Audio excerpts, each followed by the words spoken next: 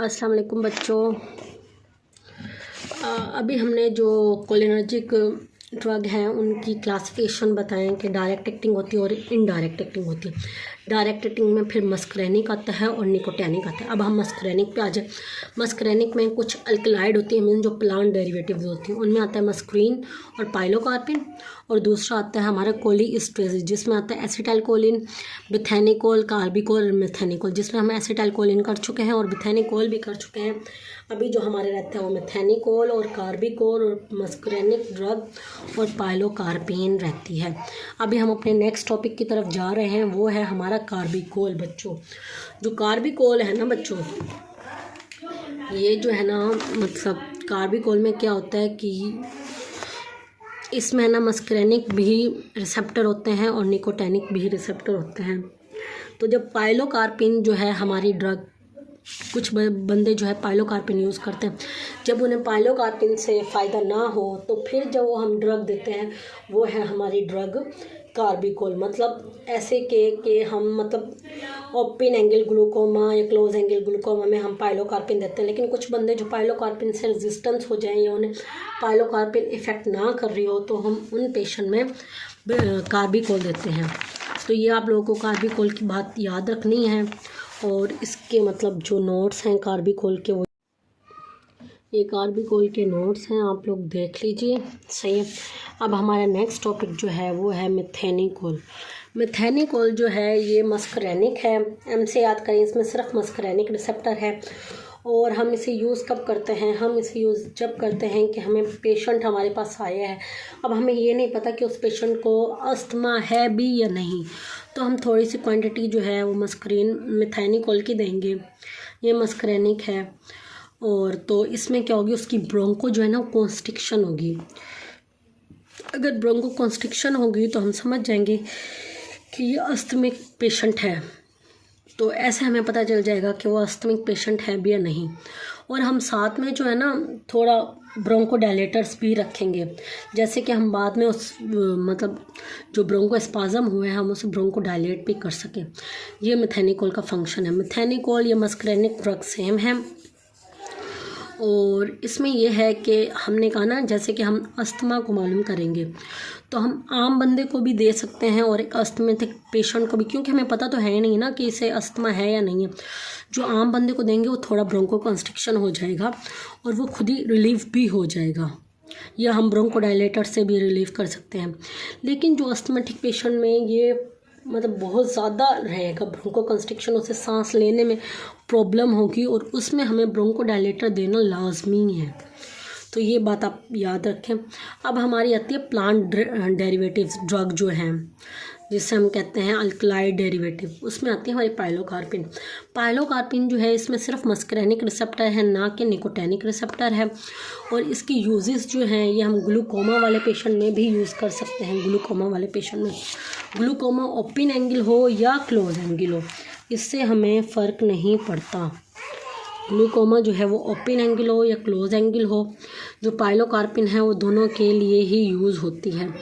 और है ना ज़ीरोस्टोमिया एक डिज़ीज़ होती है जिसमें क्या होता है कि हमारा माउथ जो है ना वो बहुत ड्राई हो जाता है, ड्राई माउथ। तो ड्राई माउथ क्यों होता है? क्योंकि हम अगर जब मतलब नेक और हेड की सर्जरी करते हैं ना, तो उसमें मतलब पैराटिड ग्लैंड जो है ना वो अगर डैमेज हो जाए, जिसकी वजह से वो मतलब क्या सलाइवा प्रोड्यूस करता है ना, अगर वो डैमेज हो जाए जिसकी वजह से है ना मतलब ड्राई माउथ हो सकता है।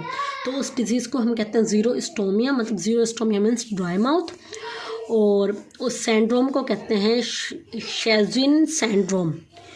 शेज़ोन सिंड्रोम मतलब मुझे बताना नहीं आ रहा इसका क्या है कि मतलब कैसे प्रोनाउंस करेंगे, लेकिन शेज़ोजिन सिंड्रोम कहते हैं। और इसमें जो है हम उसे पाइलोकार्पिन देंगे, क्योंकि पाइलोकार्पिन का फंक्शन क्या है? सैलिवेशन, लैक्रिमेशन, रनी नोज़, यही वाला एडवर्स इफेक्ट है ना। लेकिन वो जो एडवर्स इफेक्ट है वो हम ज़ीरोस्टोमिया में एज यूज़ उसे कर सकते हैं। तो ये हमें याद होना चाहिए कि glaucoma open angle close angle में हम दे सकते हैं पाइलोकार्पिन। अगर काम ना करे तो हम कौन सी ड्रग देंगे? कार्बिकोल ड्रग देंगे। और ज़ीरोस्टोमिया डिज़ीज़ में भी हम दे सकते हैं पाइलोकार्पिन। उसके बाद जो हमारा नेक्स्ट टॉपिक है वो है कोलिनर्जिक इनडायरेक्ट ड्रग। अब देखें ना, हमने इस जगह आप लोगों को दिखाती हूँ, 1 मिनट।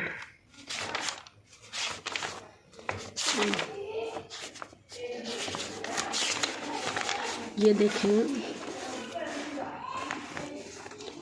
इस जगह डायरेक्ट एक्टिंग है और ये इनडायरेक्ट एक्टिंग है। अभी हम इनडायरेक्ट एक्टिंग पे आते हैं।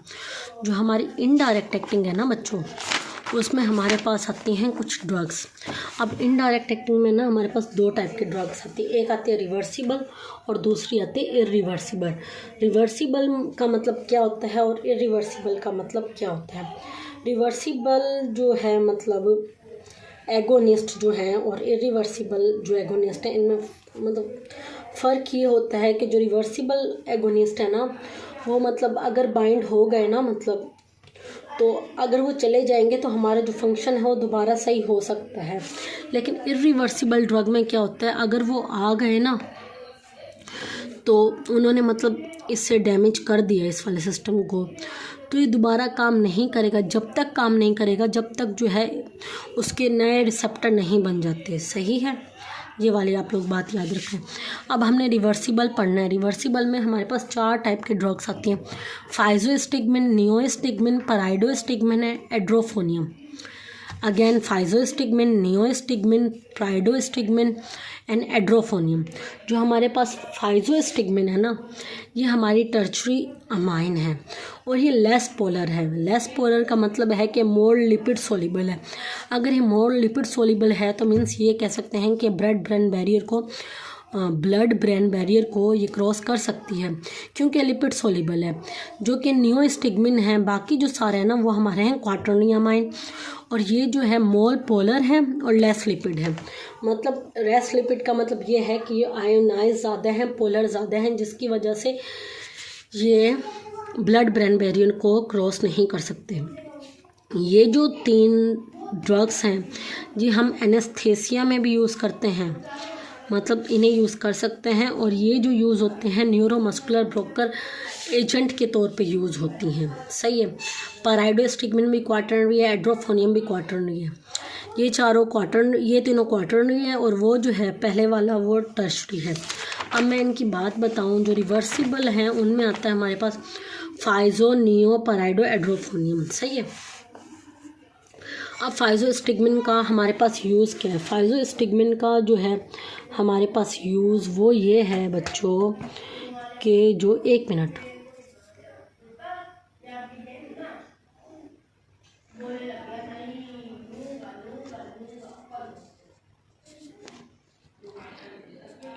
जो हमारे पास फाइजोस्टिगमिन है ना, ये इंक्रीज़ करती है मोटिलिटी को और हम इसे ग्लूकोमा में भी दे सकते हैं।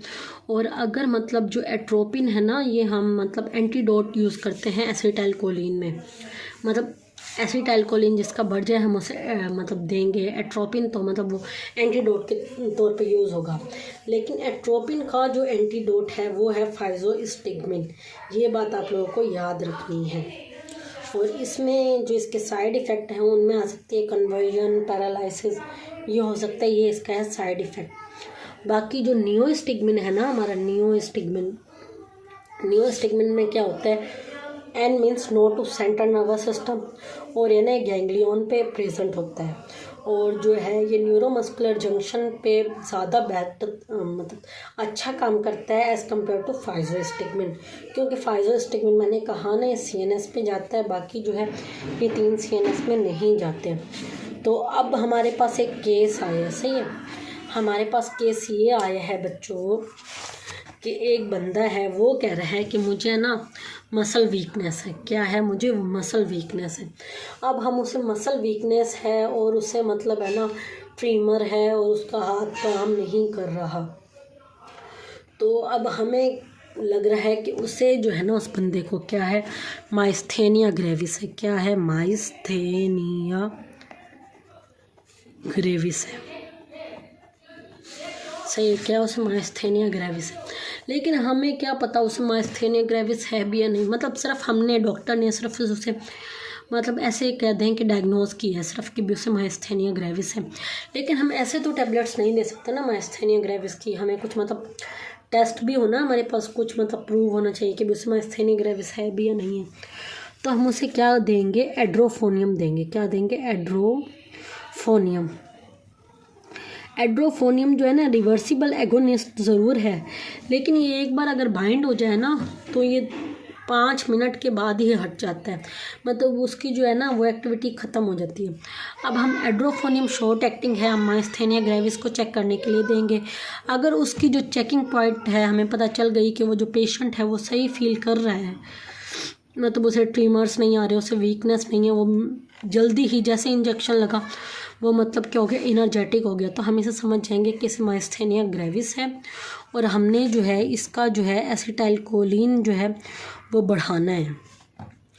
तो हम मतलब एड्रोफोनियम से चेक करेंगे और इसमें जो ड्रग देंगे वो हम देंगे पायराइडोस्टिगमिन। कौन सी देंगे, पायराइडोस्टिगमिन वाली ड्रग देंगे। अब जो है हमारे पास नेक्स्ट जो है वो है हमारे पास, अब हमारे पास है ना 2 क्राइसिस आते हैं। एक होता है कोलिनर्जिक क्राइसिस, हमारे पास 2 क्राइसिस भी हैं। एक है कोलिनर्जिक क्राइसिस,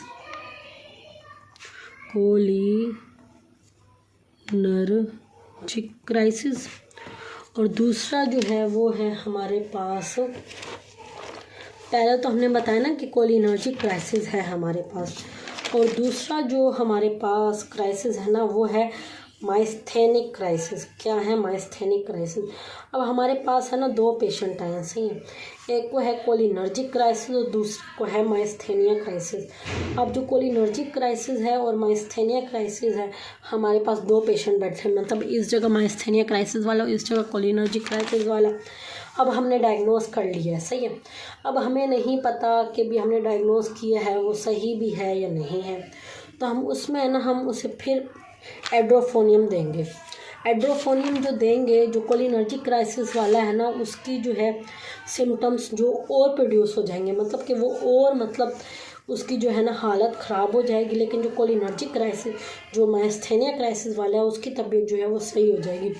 तो हम अगेन यही मालूम करेंगे, जो कोलिनर्जिक क्राइसिस होती है इसमें हमने वो ड्रग देनी है जिसमें एसिटाइलकोलिन का लेवल कम हो, और जो है मतलब माइस्थेनिया क्राइसिस में जो हमने वो ड्रग देनी है जिसमें एसिटाइलकोलिन का जो है वो लेवल अप हो। तो ये बात मैंने आप लोगों को इस पेज पे समझा दी है। राइटिंग बहुत गंदी है मुझे मालूम है। तो उसके बाद जो है अब मैं आप लोगों को नोट फॉर्म में बताती हूँ।